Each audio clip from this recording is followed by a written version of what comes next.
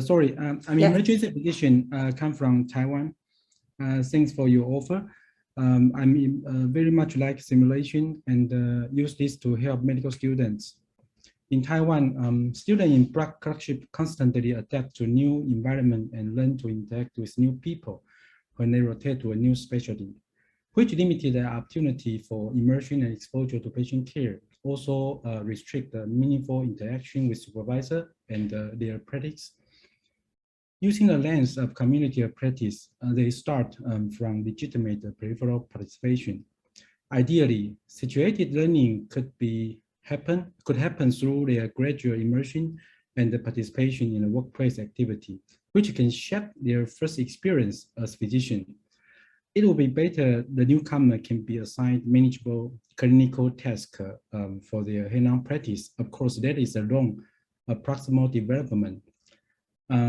Therefore, a social interactivity between the newcomer and the senior could happen, and which might be the cornerstone of the curriculum. Some possible solution has been addressed in the literature. Emergency department has been considered as a positive environment for self-direct learning. And the simulation has also been considered as an engaging and useful activity for enhancing their learning confidence. Also can be an effective tool to facilitating their transition by offer opportunity for practice. We set our research question to how to clerk perceive and negotiate opportunity to participate in a workplace during a block clinical clerkship, and how does the experience of attending simulation influence their perception about their transition, participation, and learning. We invite medical students in EM work clerkship. A high-fidelity simulation was given in the first day. We have conducted 2 focus group discussions for each teams, one immediately after simulation, and another one at the end of EM rotation.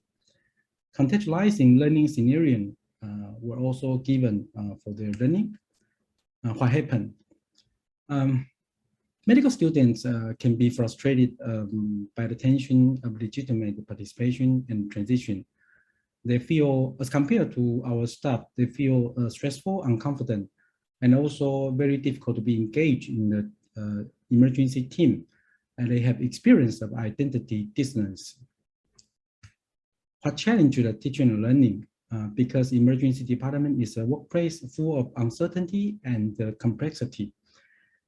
The model of care and the work culture they used to is quite different from which required in the emergency workplace. We need do decision making in time constraint situation. Also, prioritize setting is most important. So they are also assigned for basic procedure skill, which also limited the opportunity for meaningful interaction and participation. Yeah. So the positive impact from the simulation include they will be well prepared and adapted to a new role and the new work culture. Their social skill can be enhanced, and the simulation can also enhance the chance in spotting participation opportunity. More interesting is about the synergistic effect between simulation and workplace learning, which is very much discussed in their quotes. And the limitation is suggested to reform because they've all addressed the gap of learning affordance between patient care and the simulation.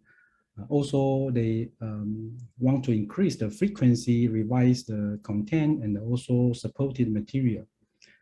Yeah, they all expect that the simulation can beyond the first day, not just for orientation, can be integrated into the curriculum. So our finding is the medical student indeed experience difficulty with their legitimate peripheral participation and transition during their clerkship rotation. The emergency context and work culture might compromise their opportunity for meaningful learning and engagement. The pre-course, the high-fidelity simulation is beneficial to medical students' professional socialization, and it facilitates their professional identification and the social skill enhancement. The rest, the simulation can also complement the lack of learning experience medical students such as practicing leadership and the teamwork building or trust building. I think they can learn more. The medical student preparation is no upper limit. We just to maximize our clinical affordance based on our understanding of their socialization process, what dilemma they will encounter, we can help them. Yeah, thank you. This is my presentation.